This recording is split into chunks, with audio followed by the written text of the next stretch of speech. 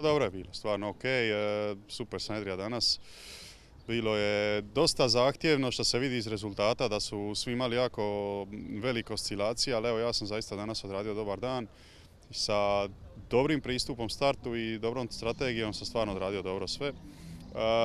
Možda je bilo mjesta za napredak, još koje mjesto kroz regatu, ali zaista je bilo jako teško i već sam se stvarno umorio. Ovih 4 dana jedrenja do sada su me malo iscrpila, izmorila. A prije dolaska na ovu regatu sam nekakvu virozu, odnosno bakterijsku infekciju prebolio, tako da nakon antibiotika je ovo sve jako dobro. Prvi plov je stvarno bio dobar, ono što smo se dogovorili na početku, tako smo je odradili, start i sve do kraja. Nažalost, eto, u Mezonavu bile smo prve, možda smo malo prerano digle spinakere i krenule pojavati, pa su nas stigli u Mezonavu, u zadnju krmu smo u svojoj toj borbi uspjeli izboriti 3. mjesto, tako da smo tako i ušli u cilj i full smo zadovoljni s tim. Brzina je dobra, druga regata nije bila loša, ali eto, previše žena na jednom mjestu, svi se svađaju, urlaju, deru, tako da vidit ćemo što će biti nakon. Ko zna kad će tek protestno završiti, tako da dug dan. A loše, loše.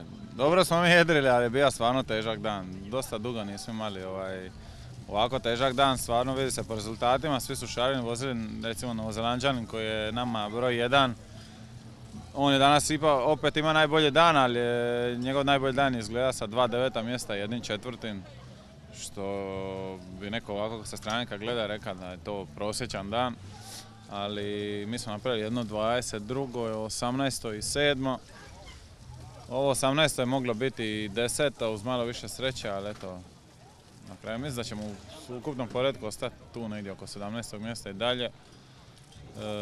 Sa bodovima ne znam kako, još su 3 regate sutra, daćemo sve od sebe da ubodemo 3 komada u prvih 5 da bi ušli u taj medal race.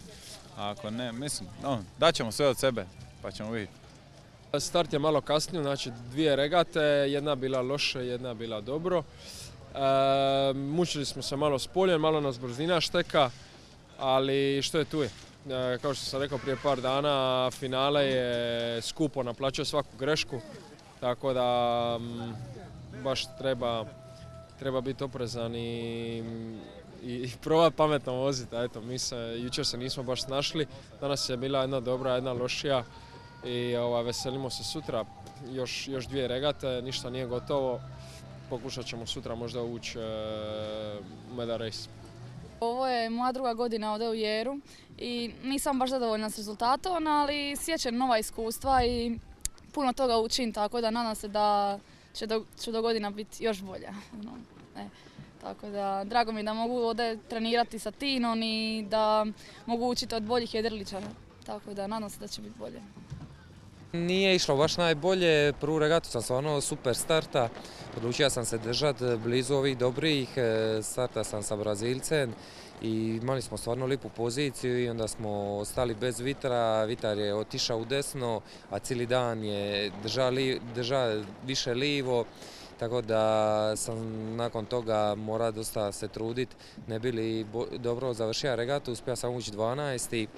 Bio sam stvarno zadovoljan jer sam stvarno dobro jedrija nakon što je vitar okrenija, dok drugu regatu sam opet bio na krivoj strani, ali malo po malo sam došao u top 10 i onda sam se na kraju odlučio iskušati jer se sreća šta promijenila, međutim nije i tako da sam u zadnju trećinu u Orce izgubio jedno 7-8 mjesta.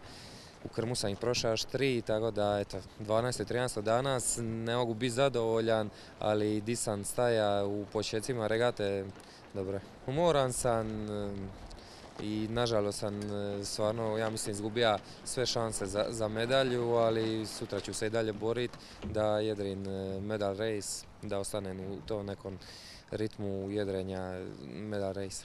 Prvi plov napokon malo slabiji vjetar, tako da sam iskoristila svoje uvjete, ove uvjete koje preferiram. Imala sam dobar start, dobru brzinu, ušla na kraju druga, tako da sam zadovoljna s tim plovom, a drugi plov sve naopako, loš start, loša brzina, jednostavno sam se pogubila u polju i eto, jedan loš plasman. Nadam se da će biti u medal rejsu, još sutra 2 jedrenja. Ako budem u 10, bit ću zadovoljna.